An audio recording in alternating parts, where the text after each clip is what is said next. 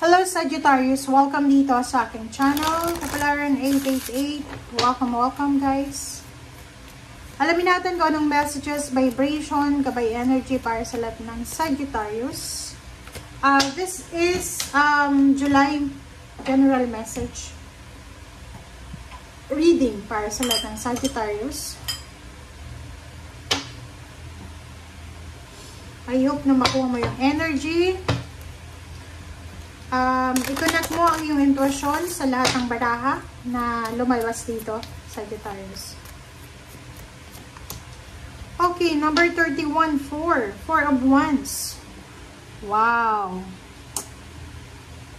So, nakikita natin dito, merong Sagittarius na maybe for the past few weeks, simula siguro ng simula ng May, or yun, May 1, from May 1 ba? May 1, 2, 3, parang ganon. Medyo nakaramdam ka ng medyo imbalance sa buhay, financial, and relationship. But after a month, 31 siya eh. So, maybe June 30 or July 1, magkakaroon ka ng peaceful resolution sa kung ano man na imbalance, ano mang problema na pinagdadaanan mo, lalo na in terms of relationship and money. Maybe unemployed ka starting May, or maybe mayroon kang mga utang, or basta imbalance siya. Hindi siya maganda, walang balanse. And sinasabi sa'yo dito na pagdating ng July 1, makakaisip ka ng solusyon, makakaisip ka ng pagbabago, lalo na kung ito ay tungkol sa inyong mag-asawa, mag-partner, mag-boyfriend, girlfriend, tungkol sa anak, or sa kung ano pa man. Nakikita ko dito, kasal. Maybe isa sa mga magiging solution mo is magpakasal. Pwedeng may mag-urge sa'yo, pwedeng may magsasabi sa'yo na, maybe Sagittarius, you need to get married, ganyan, ganito.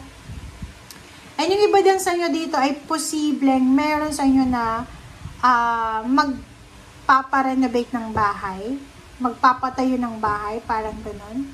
Or makikipag-reconcile, makikipag-partner sa kapamilya, or kung ano man ito. Basta, ang sinasabi ng bara sa'yo dito na starting July 1, sobra-sobrang pagbabago ang mangyayari sa buhay mo.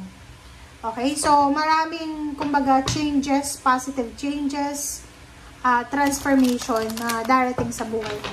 Kumbaga, halimbawa, katapusan ng ng April, sobrang gulo ng utak mo, hindi mo magawang makapag-desisyon.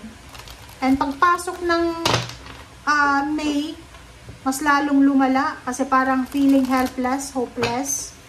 And ngayon, marirealize mo na may solution pa pala eh. May pag-asa pa pala. So, bakit ako nahihirapang magdesisyon? Bakit hindi ko subukan? Ganyan, ganito. So, yun. So, ihanda mo yung sarili mo para sa positive transformation, positive change, resolution, peaceful resolution, or kung ano man siya.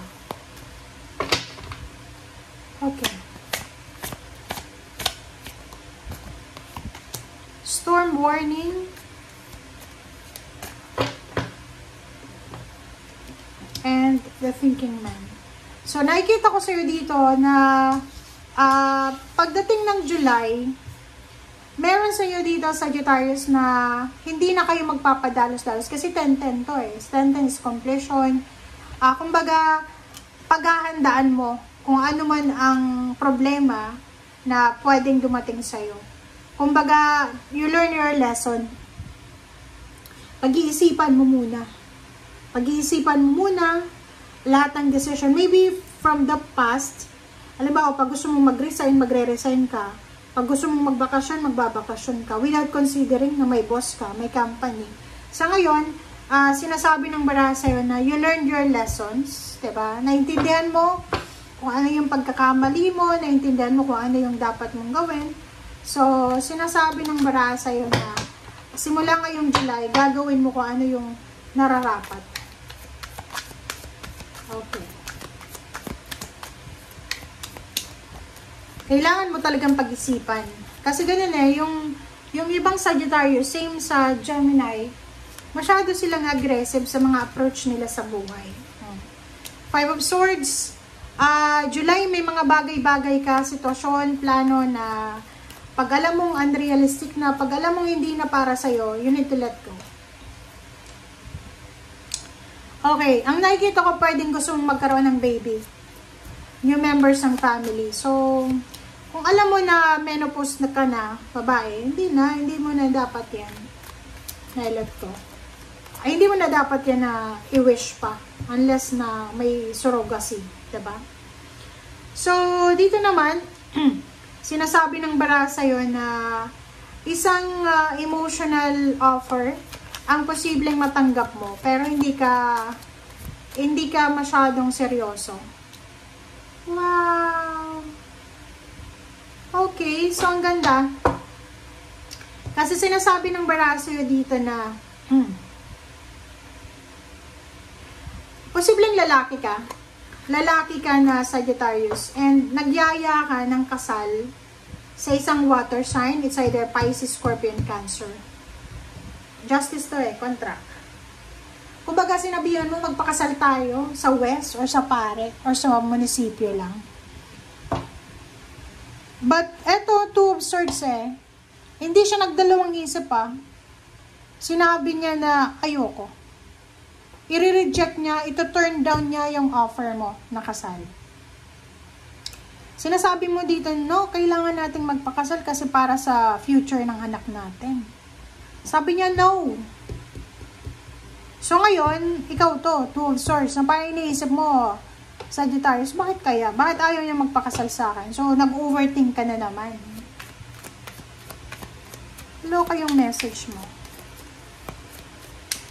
And in general, nakikita ko sir dito, merong mga Sagittarius na makakatanggap kayo ng job offer from water sign, Pisces, Scorpion, Cancer. Hierophant. Sinasabi ng barahan na from family members or from someone na tutulungan ka niya para makahanap ng trabaho. So, yun. So, sinasabi ng baraha, ihanda mo ang sarili mo dahil may kontrata kang pipirmahan, renewal of contract or new contract. Kaso lang, meron dito sa inyo na Sagittarius na hindi siya makapag-desisyon kung ano ba yung ipaprioritize niya, if it's relationship or if it's work or business. Okay. So, nakikita ko sir dito na naguguluhan ka sa direksyon na gusto mong tahakin. Yung King of Swords kasi is parang nag-o-offer yan sa atin ng overall stability. Yung King of Swords, sinasabi sa atin na we need to move forward. We need to start new. We need to find ourselves. We need to find our happiness, our place, parang ganon. And we need to be strong. But mayroon sa inyo dito na marami kayong plano sa buhay, but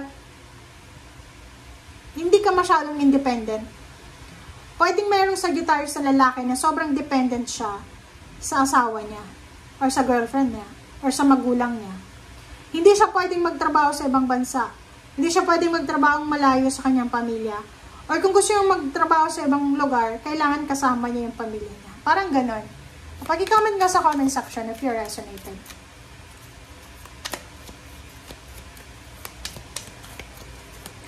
Sagittarius. Ten of Rods. High Priestess and King of Cups. So, kailangan mong ihanda ang sarili mo kasi marami kang obligasyon na kailangan na pasanin simula ngayong July.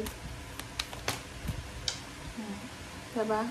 Sinasabi ng bara sa'yo dito na kung gusto mo daw ng maayos na buhay, financial, emotional, you need to sacrifice. Parang ganun. Sinasabi ng bara sa'yo na kung gusto mo daw ng maayos na pamilya, since nandito yung King and Queen of Cups, yung parang stable, secured, balanced na family, gusto mo ng peaceful na pamilya, kailangan mo daw mag-sacrifice. Kailangan mong magtiis, kailangan mong unahin yung pamilya mo kaysa sa sarili mo. Paki-comment sa comment section if you resonated. And iwasan daw natin yung pagiging seloso, nag-overthink, tamang hinala. Kasi hindi daw yun makakatulong, lalo na sa'yo. Kung gusto mong maging peaceful ang buhay mo, maging financially stable ka, maging masaya ka. Thank you guys. Bye!